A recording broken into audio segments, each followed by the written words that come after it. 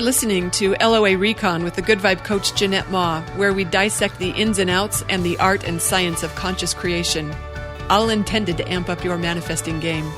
Let's have some fun together.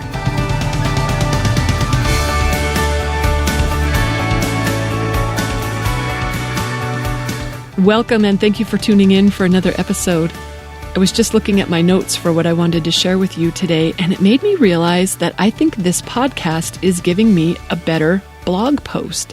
Because what usually happens is I record the podcast first, and then I turn it into a blog post. Not every time, but usually. And that means that I get more time to refine my thinking for the blog post. I find better examples for it. So this podcast is giving me a better blog post. Isn't that funny? It's kind of struck me as not what I would have expected from creating podcasts, but there it is. Hey, I wanted to thank Carrie, who sent me the sweetest note. It reads, "Thank you so much, Jeanette. I listen to your podcasts every day. I'm so grateful for the time you put into them. They're so good.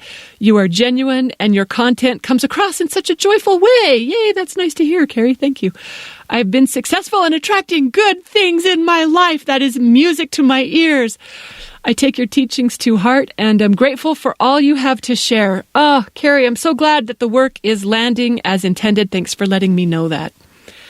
Okay, so what I wanted to talk about today, I was going to say is my superpower, but, I like thinking of it as I have superpowers, plural. I'm just kind of scripting that right now. Of course I have more than one.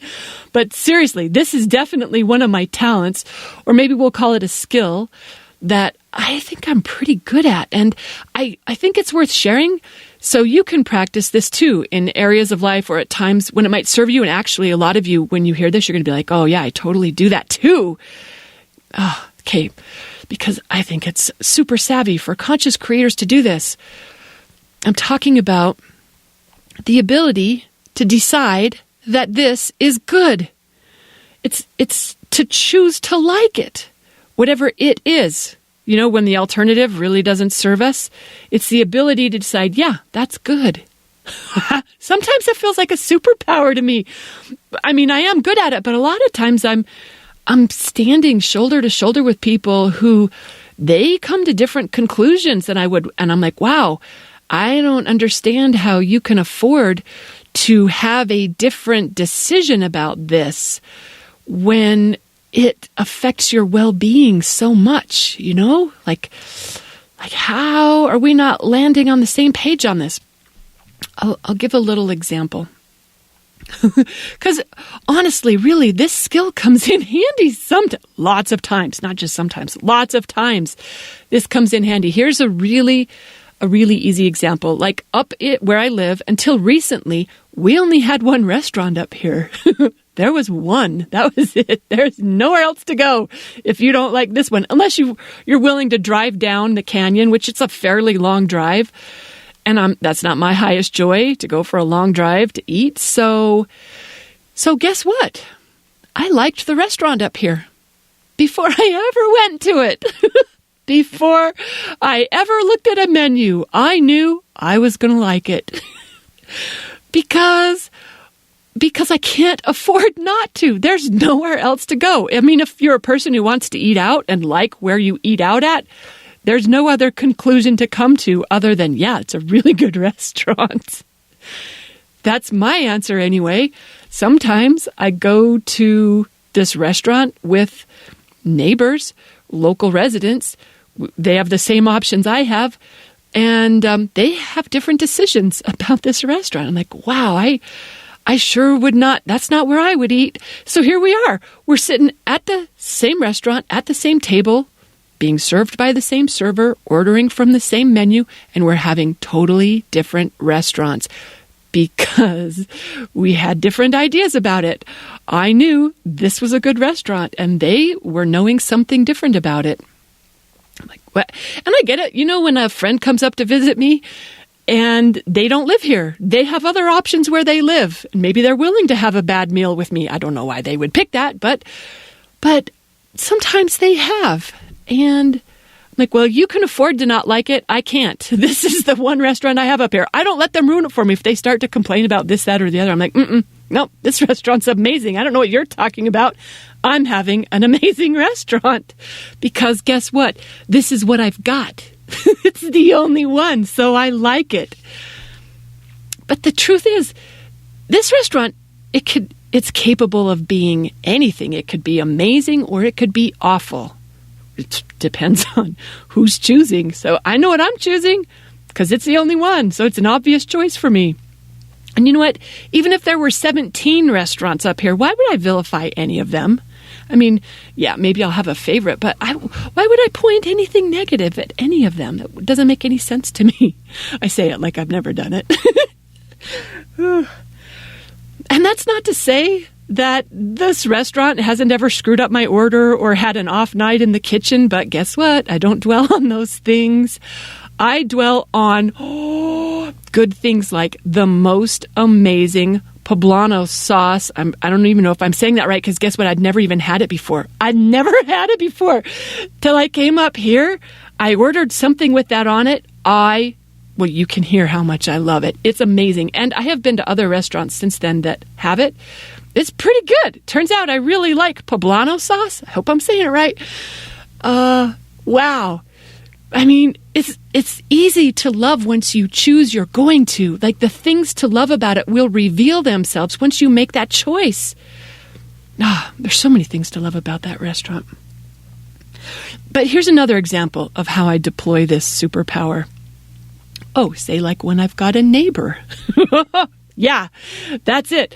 When I've got a neighbor, guess what? If you're my neighbor, I automatically like you. Because guess why? You live next to me. We're in each other's lives. So guaranteed I'm going to like you. Because I know how to choose that. I know how to decide that. I'm not going to have a neighbor I don't like. And some people might say, well, Jeanette, you don't really know until you meet them. Oh, I know. I know I'm going to like them because they're my neighbor. Because I also know this person can be anything. This person has the potential to match whatever vibration I bring. So guess what I'm bringing? I'm bringing love and appreciation and respect and enjoyment and support and delight and every other good thing I can think of, because I know this is my choice. It's not, I hope it's a good neighbor. He's my neighbor. He's going to be amazing because he's my neighbor, because I picked it. I'm smart like that. And you know what? That person could have been a bad neighbor their whole entire life, everywhere they ever lived. And when they show up next to me, guess what? They're having a transformation. They're going to be an amazing neighbor.